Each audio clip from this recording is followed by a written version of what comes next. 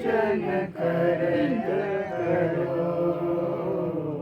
प्रभु मेरे अवगुण चित ना धरो।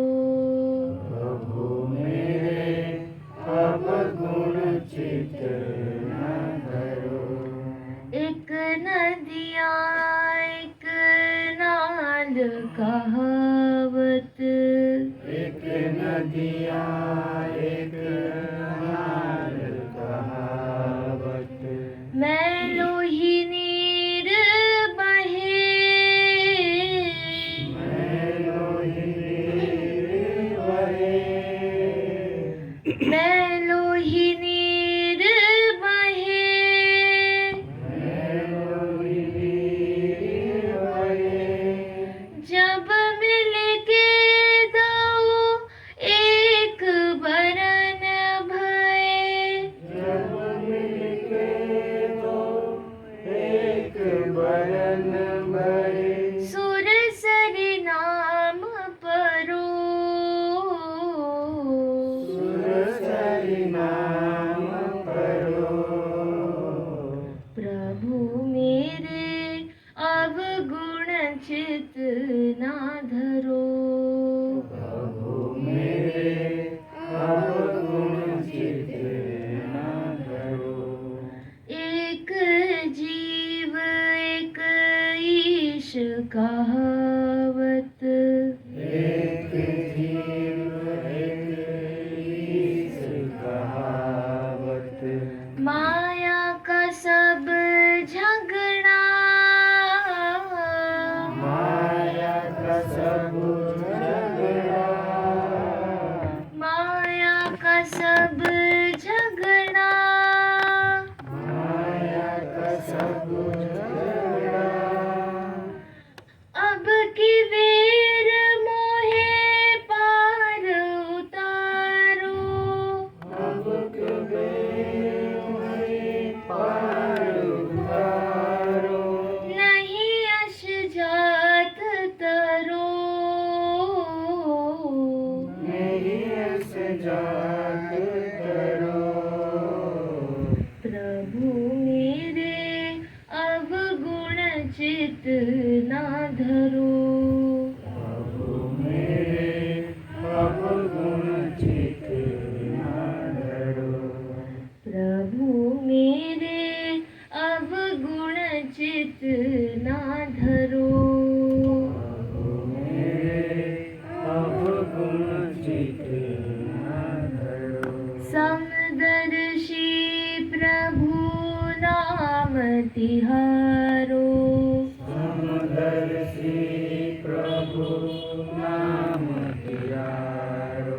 चाहो तो पार करो।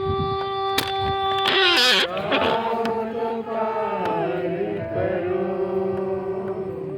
प्रभु मेरे अवगुण चित ना धरो। प्रभु मेरे अवगुण चित ना धरो। प्रभु मेरे अवगुण चित ना धरो। प्रभु मेरे अवगुण चित ना धरो।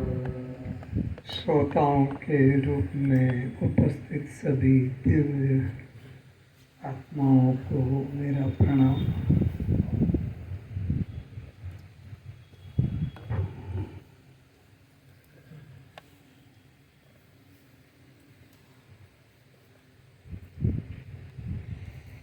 जन्मों जन्मों से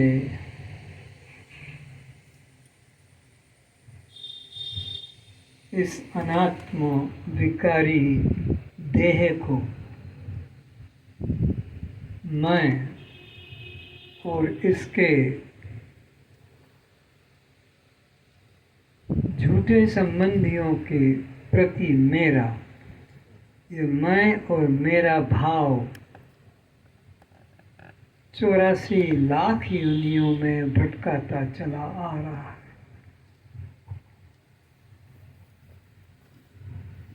और ये रोज गहरी नींद में अनुभव भी करते हैं कि वहाँ मैं और मेरा कोई नहीं है, इसलिए दुख भी नहीं। रोज का अनुभव है, कोई संबंधी वहाँ नहीं, देह भी नहीं तो संबंधी कहाँ से मिलेंगे। और जैसे नींद टूटी कि ये सारा का सारा प्रपंच पाखंड, झूठा संबंध दिखाने वाले, झूठा प्रेम दिखाने वाले उपस्थित हो जाते हैं।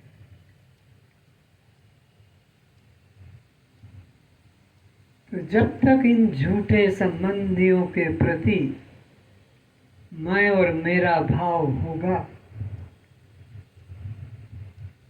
क्या मिला आज तक और क्या आगे मिल पाएगा।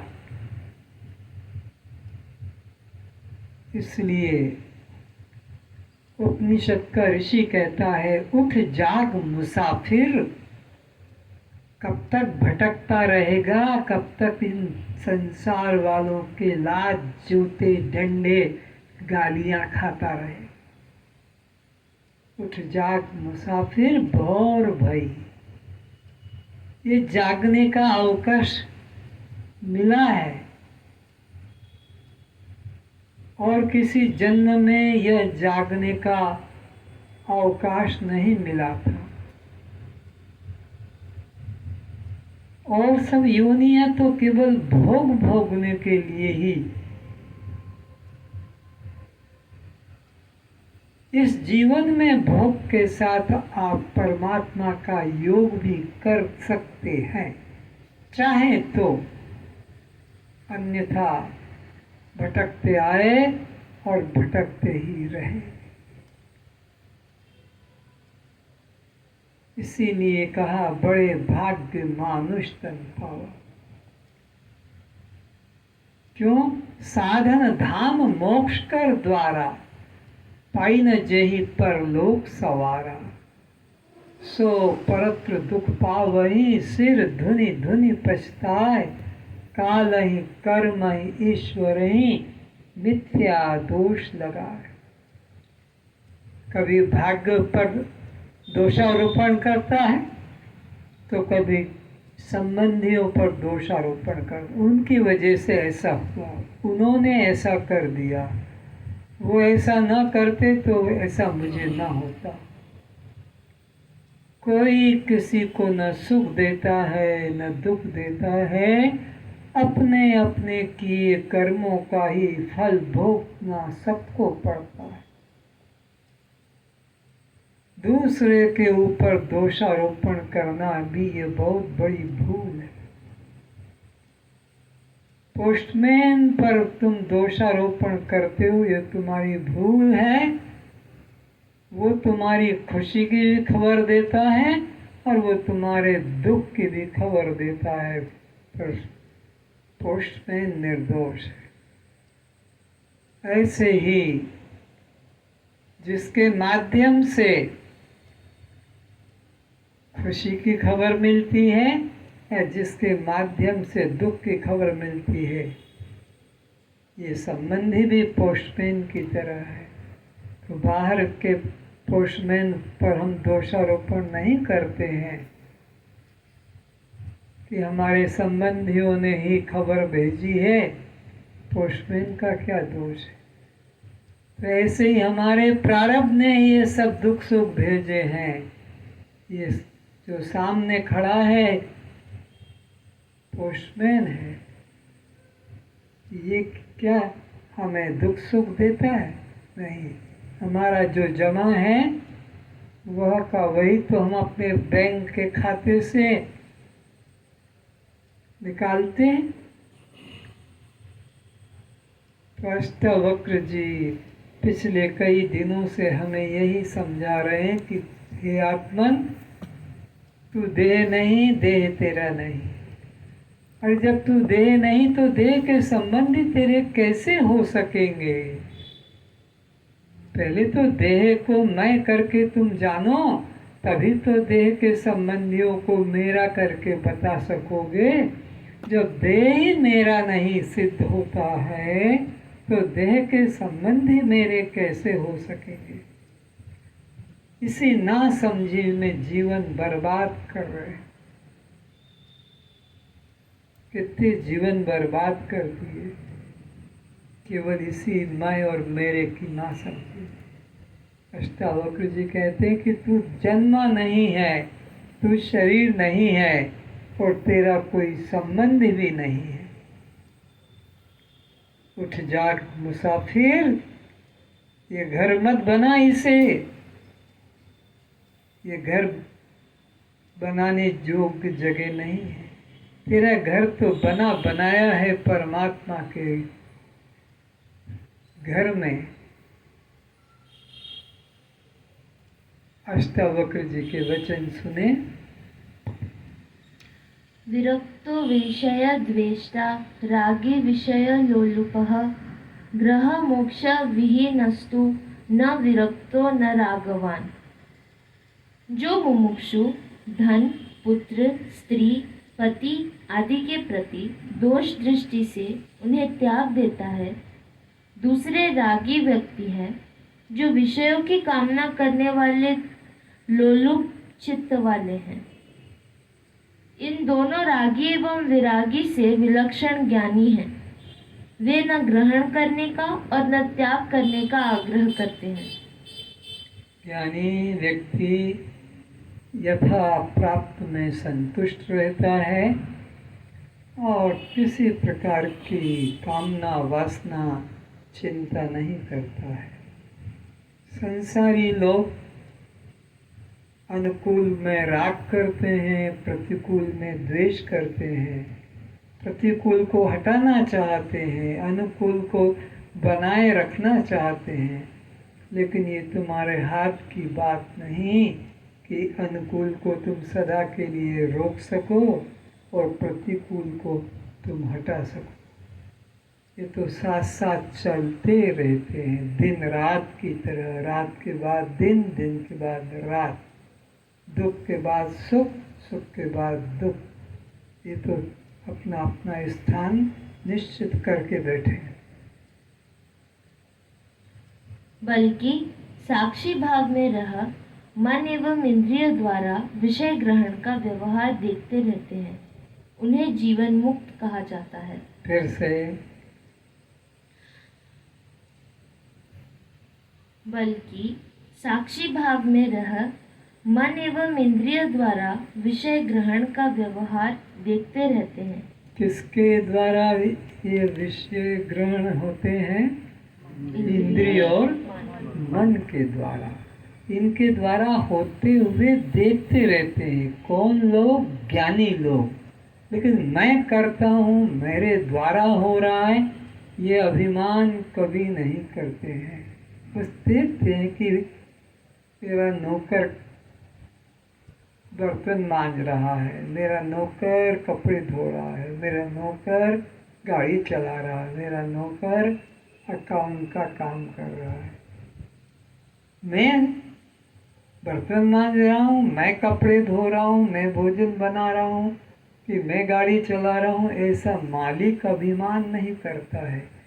तो तुम तो इस देह के मालिक हो, पांचों ज्ञानेंद्रियों के भी, पांचों कर्मेंद्रियों के भी, पंच प्राणों के भी, तीन गुणों के तुम तो स्वामी हो।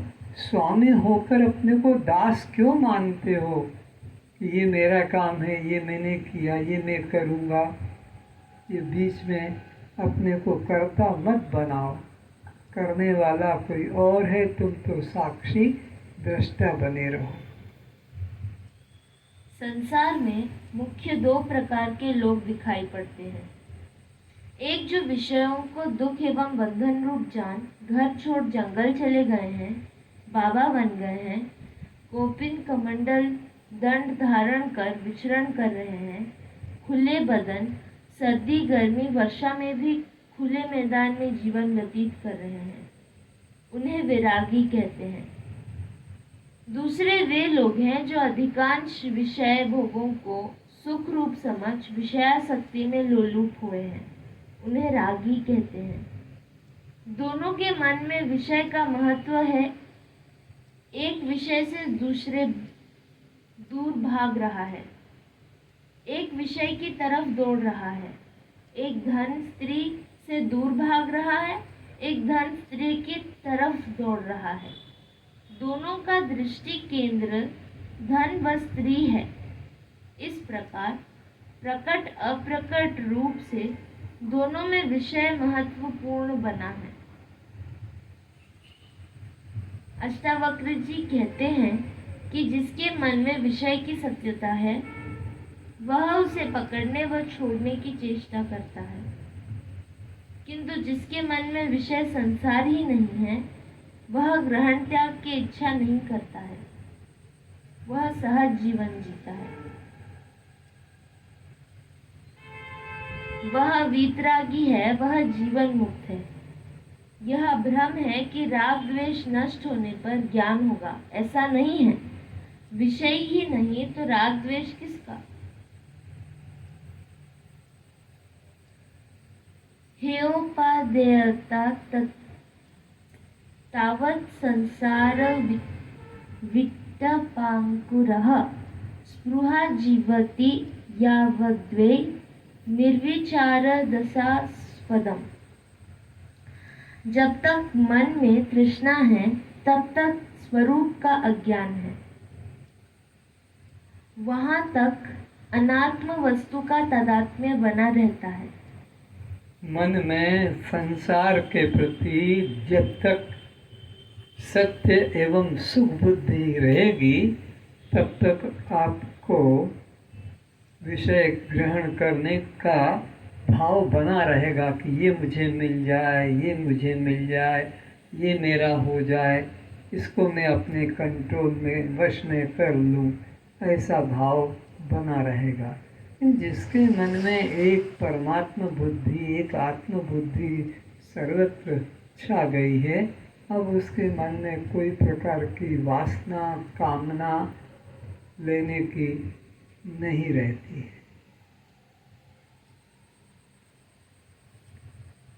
जब तक अनात्म वस्तु की स्पृहा है वहां तक संसार रूप वृक्ष का अंकुर बना हुआ है। तो जहाँ तक तुम्हारे मन में कोई अभी वासना अधूरी है तो अभी तुम्हारा ज्ञान भी अधूरा है, अभी तुम्हें ज्ञान पूर्ण नहीं हुआ है। जिसके मन में ज्ञान हो जाता है कि मैं केवल आत्मा हूँ, तो फिर उसके भिन्न कुछ है ही नहीं पाने का। आत्मा का मतलब एक शरीर में नहीं, आत्मा का मतलब है जैसे पुष्प माला में सूत्र, तो वो सूत्र एक पुष्प में नहीं, एक पुष्प को धारण नहीं किया, सब पुष्पों को एक सूत्र में धारण किया है। तो वो पुष्प अब किससे विरोध करेगा, क्योंकि वो सूत्र तो उसी की आत्मा हो गया है। तो जिस ज्ञानी ने अपने को आत्मरूप से निश्चय कर लिया, अब उसके मन में राग द्वेष का कोई कारण ही नहीं है। आत्मा से श्रेष्ठ कुछ और है नहीं, और वो श्रेष्ठ आत्मा मैं स्वयं हूँ, ऐसा जिसने अनुभव कर लिया, अब उसको किसी प्रकार की कामना चिंता नहीं रहेगी। जब तक अनात्म वस्तु की स्पृहा है वहां तक संसार रूप वृक्ष का अंकुर बना हुआ है। संसार के किसी भी पदार्थ की इच्छा अगर है तो तुम्हारा अभी अज्ञान सुरक्षित है, अभी अज्ञान का बीज पड़ा हुआ है, वो कभी भी फूट पड़ेगा और वट वृक्ष बन जाएगा। इसलिए अपने अज्ञान बीज को शीघ्रता से शीघ्र नष्ट कर दो, और वो अज्ञान बीज देह भाव है, और उसको नष्ट करने का तरीका यही है कि ना हम देह हो, मैं देह नहीं हूँ, बस इतना ही तो निश्चय करना है। कोई लंबी साधना, कठिन साधना, तपश्चर्या नहीं करना है। न भूखे रहने से वो परमात्मा मिलेगा, न नंगे रहने से परमात्मा मिलेगा, न जंगल में जाने से परमात्मा मिलेगा। परमात्मा तो तुम्हारा अपना नित्य स्वभाव है, बस उसे समझ लेना है और देह से मैं भाव हटा लेना है। संसार वृक्ष दिखने तक ही ग्रहण त्याग राग द्वेष बना रहता है। अनित्य संसार के दुख रूप पदार्थों में सुख बुद्धि करने वाले अज्ञानी पुरुष को ही बारंबार जन्म मृत्यु का असहनीय कष्ट भोगना पड़ता है। किसको बारंबार जन्म मृत्यु का दुख उठाना पड़ता है? संसार में सुख बुद्धि करने वाले। संसार के पदार्थों में सुख बुद्धि है और उसको फिर बारंबार इस सुख बुद्धि के धोखे में उसको बारंबार जन्म लेना पड़ता है।